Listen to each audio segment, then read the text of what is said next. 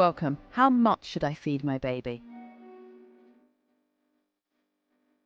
One of the challenges of bottle feeding is that the parent can monitor their baby's intake. This leads to many parents believing that they should guide or control how much milk their baby takes.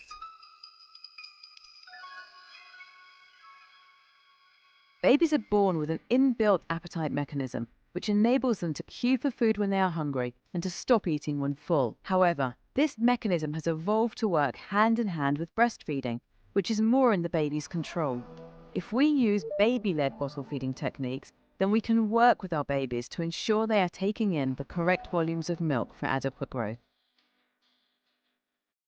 With bottle-fed babies, there is a greater risk of overfeeding than underfeeding. And so we want to be alert to signs from our babies that they are full and would like to end the feed. It can be useful, however, to have guidelines of the volumes that an average bottle-fed baby may eat at various ages. In their first week of life, babies should be fed 8 to 12 times per day. Around 10 to 15 mils are required on day 1 per feed, steadily increasing to 60 mils per feed by day 7. This is because a newborn stomach doesn't have much stretch in the first 24 hours, and they can feel very uncomfortable with large volumes on this day. But bear in mind, these averages can vary by 20% either way. In weeks 2 to 8, the volume of milk that your baby needs depends on their size.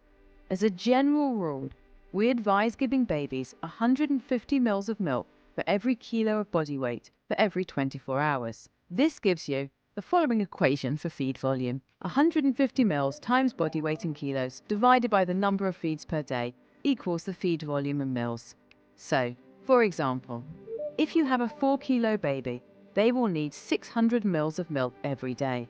If they are having 8 feeds a day, this will give you an average feed volume of 75 mils. You take the 600 mils and divide it by 8 feeds.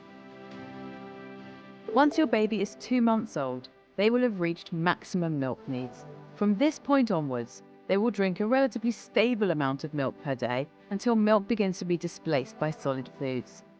This volume is typically in the range of 750 mils to a litre of milk per 24 hours, again allowing for that 20% variance either way.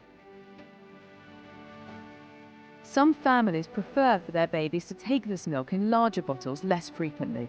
However, studies have shown that responsive bottle feeding, allowing the baby to direct the volume and frequency of feeds, is protective against obesity in later life. If we assume breastfeeding patterns to be the biological norm, we can anticipate that responsively fed babies would typically feed 6 to 8 times in 24 hours, right through to 6 months. From 6 months onwards, you will have introduced solids into your baby's diet. Milk continues to play an important role in your baby's diet, and you may not see much reduction in volume until they are well established on solids. Each baby will be unique in when this occurs.